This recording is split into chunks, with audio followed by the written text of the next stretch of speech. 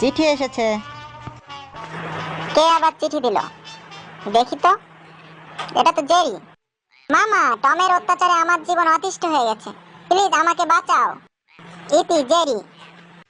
টমের অত্যাচারে আমার ভাগনাটার জীবন বিপন্ন, আমাকে এক্ষুনি যেতে হবে এবং ওর জীবন বাঁচাতে হবে।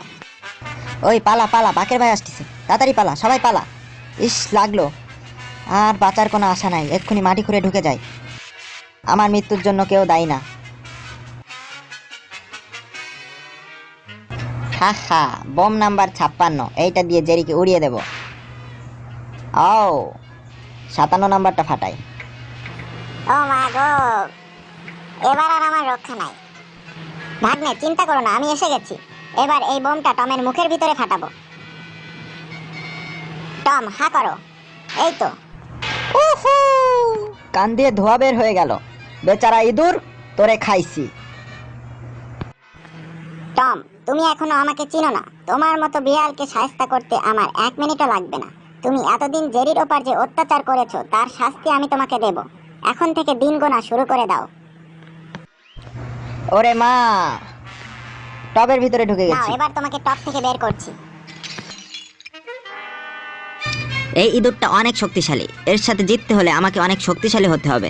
এর জন্য আমাকে প্রচুর প্র্যাকটিস এবং ব্যায়াম করতে হবে। এই তো আমার বডি বেড়ে যাচ্ছে। ওয়াও, এইবার আমি জিতবো। এবার ইঁদুরটারে খাইছি। এই নাও ভাগনা, পনির খাও। হায় আল্লাহ, পালাই! জেরি এভাবে পালাইলো কেন? এই যে দুষ্টু ইঁদুর, বাড়ি খাও। টম আমাকে মারলো। এই হাতের পাঞ্জার এক ঘুষিতে টমকে উড়িয়ে দিব।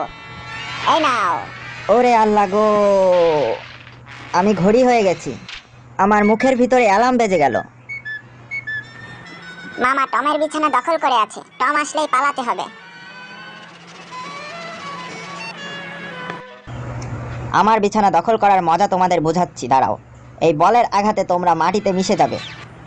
ভাগ্নি, টমের বিছানা অনেক আরামের, ভাবছি এবার থেকে টমের বিছানায় ঘুমাবো। হাই হাই, মামা আন্ডারগ্রাউন্ডে ঢুকে গেছে। জেরি, এবার তোমার পালা। হাই হাই, টম আছে, পালাই! বাচ্চা ধন, পালাবে কোথায়? তোমার বল দিয়ে তোমাকে 7 টুকরো করে দেব। হাই হাই, আমি 7 টুকরোই হয়ে গেছি।